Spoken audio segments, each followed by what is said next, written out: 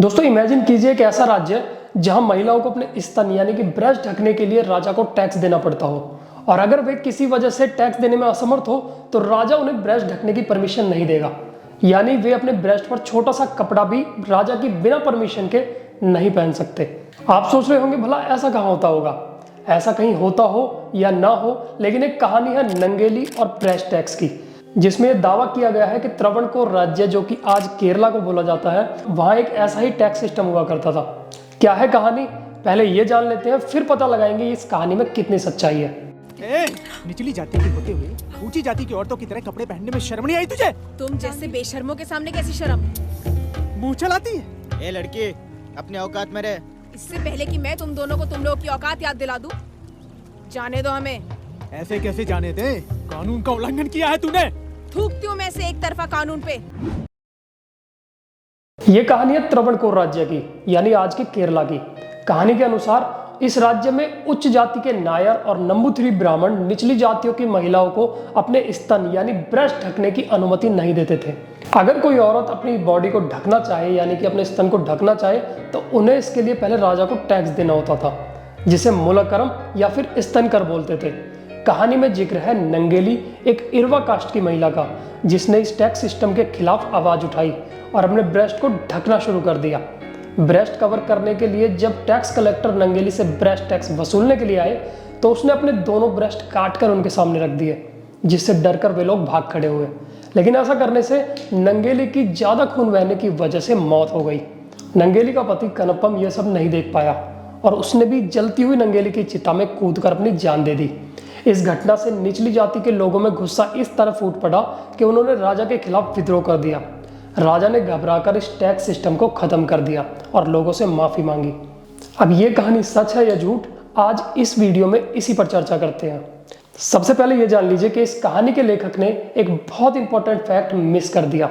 वो ये कि केरला में अपर बॉडी को ना ढकना कभी भी बॉडी शेमिंग नहीं था।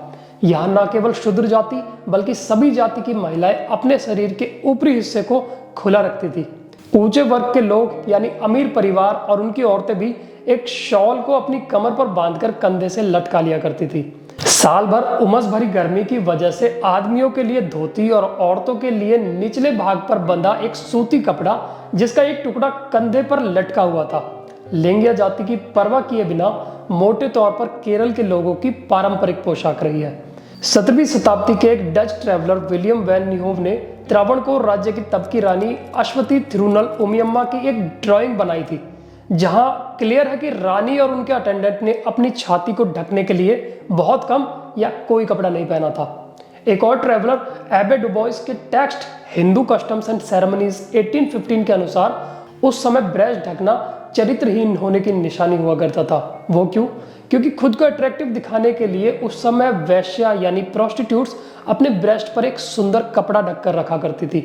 इसलिए अगर कोई औरत या लड़की अपने ब्रेस्ट पर थोड़ा भी कपड़ा बांध लेती थी तो समाज उसे गलत समझने लगता था। Anthropologist Fred Fawcett Nayars of Malabar में लिखते हैं कि कोई भी रिस्पेक्टेड औरत ब्रेस्ट कवर नहीं करती थी और ब्रेस्ट कवर करना अश्लीलता की निशानी माना जाता था।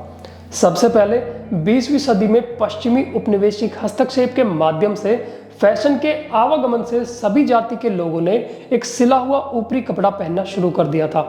तो जनाब, अगर ब्रेस्ट ढकने का कोई चलन ही नहीं था तो अब ये नंगेली की कहानी कहां से आई? देखिए, इस कहानी का कोई इकलौता सोर्स नहीं है। सबसे पहले इस कहानी का जिक्र होता है एन.आर. कृष्णा की 1957 में आई book Eravas then and today. इस बुक में केवल 2 लाइन्स में इस स्टोरी को मेंशन किया हुआ था। इस 2 लाइन के एनेक्डोट से ही सी वासव पनिकर ने 1976 में बायोग्राफी ऑफ पद्मनाभ पनिकर में एक बड़ी कहानी को जन्म दिया।